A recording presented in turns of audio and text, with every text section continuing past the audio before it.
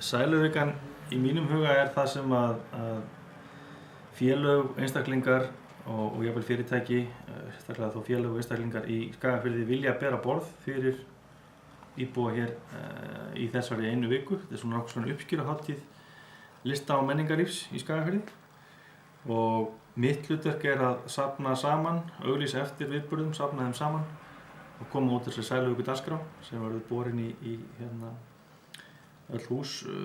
Ég hef verið byrjað að bera út allavega á morgun, miðvikudegi. Og Sæluvikan sem sagt svona samansafn af litlum viðburðum sem þegar þeir safnast saman búa til eina skemmtilega listahátíð.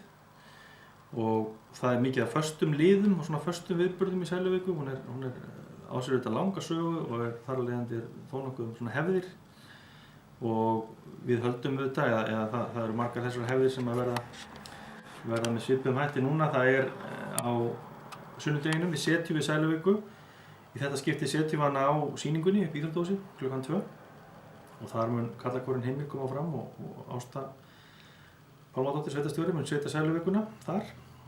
Klukkan 5 síðan opnun á myndlistarsýningu í Safnahúsinu, þar sem Sossa og Tolli mun sýna, svo eitthvað sé nefnt. Klukkan 4 þann sama dag útgáfutónleikar hjá Draumaröddum Norðursins í Miðgarði.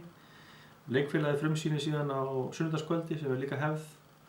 Myndlistafélagið á Króknum opnar sína sýningu á föstudegi.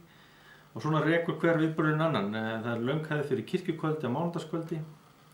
Leikfélagið sýnir auðvitað flest kvöldin í vikunni. Á miðvikudagskvöldi verður opnaður nýr vefur, ljósmyndavefur Skagafjarðar sem Héraðsskjalasafnið og fleiri hafa verið að vinna að. Og það verður viðburðir í kringum það upp í Fjölbraut. Og svo mætti lengi telja. Þetta byrjar í rauninni strax núna á föstudegi. Þá Konráttinn Þórðar á mæliferli á föstudagskvöldinu og Stefán Gíslason og hans fólk með sönglög í Sæluviku sem í Miðgarði. Og svona væri hægt að telja áfram í rauninni sko. Þetta samansafn af viðburðum sem kannski hver og einn ekkert svakalega stór en þegar þeir koma saman þá mynda þessa skemmtilegu heild. Og seinni helgin síðan tónleikar með Multimúsika í Bifröst á föstudagskvöldi. Og svo svona löng hefð fyrir því að kóramót í Miðgarði svona rammar þetta inn og síðasti viðburðurinn getum við sagt á laugardagskvöldi þar sem karlakórinn Heimir og rökkukórinn fá til sín gestakóra og svo dansa menn í nóttina með Geirmundi í Miðgarði. Þannig að það nóg að vera og dagskráin verður aðgengilega á skagafirði.is og sæluvika.is og verður svo borin í hús. Þannig að það í nóg að líta þessa viku.